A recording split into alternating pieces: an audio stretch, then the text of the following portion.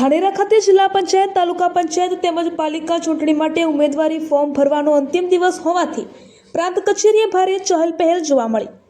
મોટી સંખ્યામાં ઉમેદવારો પોતાના ટેકેદારો સાથે ફોર્મ ભરવા માટે પહોંચ્યા હતા, જેના કારણે કચેરી વિસ્તાર રાજકીય માહોલથી ગરમાયો હતો।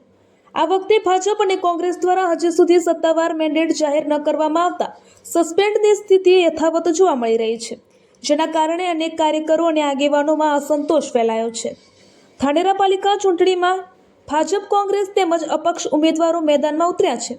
ખાસ કરીને અપક્ષ ઉમેદવારોની મોટી સંખ્યા હોવાને કારણે મુખ્ય રાજકીય પક્ષો માટે ગણતરી ઊંધી પડવાની શક્યતા વ્યક્ત કરવામાં આવી રહી છે। ટિકિટ વેચણીને લઈને ઊભા થયેલા વિવાદોને કારણે બંને પક્ષના કાર્યકરોમાં રોષ જોવા મળી રહ્યો છે, જે ચૂંટણી પરિણામો પર અસર કરી શકે છે તેવી ચર્ચા રાજકીય વર્તુળમાં ચાલી રહી છે।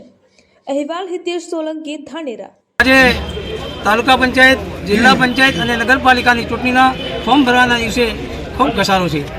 આજે અમારા કોંગ્રેસ પાર્ટીના નગરપાલિકાના 26 તાલુકા પંચાયત અને 5 જિલ્લા પંચાયતના ઉમેદવારોએ ફોર્મ ભરી નાખ્યા છે।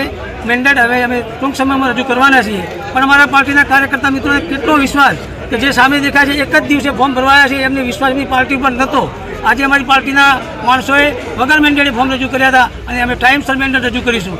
જ્યારે જિલ્લાનું વિભાજન હતું એ વખતે ભારતીય જનતા પાર્ટીના મિત્રો વાવ થરા જવામાં હતા, જ્યારે અમારી કોંગ્રેસ પાર્ટીએ સ્ટેન્ડ ક્લિયર રાખી અને બનાસકાંઠા જિલ્લામાં જવા માગતા હતા અને બનાસકાંઠા જિલ્લામાં લોકોના સમર્થનના કારણે બનાસકાંઠા જિલ્લામાં આજે આપણે રહી શક્યા છીએ।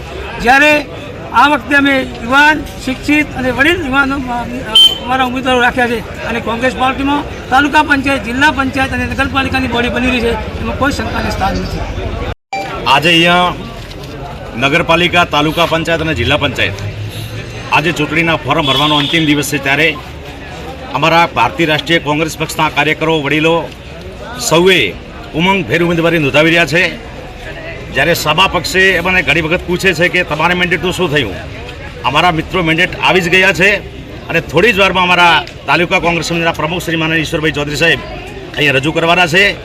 સાથે સામેવાળા લોકોના મેન્ડેટ છે કે નહીં, પણ એમને હજુ સુધી ઉમેદવારો ગોત્યા મળતા નથી એવા સમાચાર મળી રહ્યા છે અને તમે પણ બધા જાણો છો મીડિયાવાળા મિત્રો। આ વખતે તાલુકા, જિલ્લા પંચાયત અને નગરપાલિકા એ કોંગ્રેસ તો હંમેશા જીત થવાની છે। બનાસકાંઠા જિલ્લા અને તાલુકા પંચાયત, નગરપાલિકા કોંગ્રેસનો ગઢ રહ્યો છે।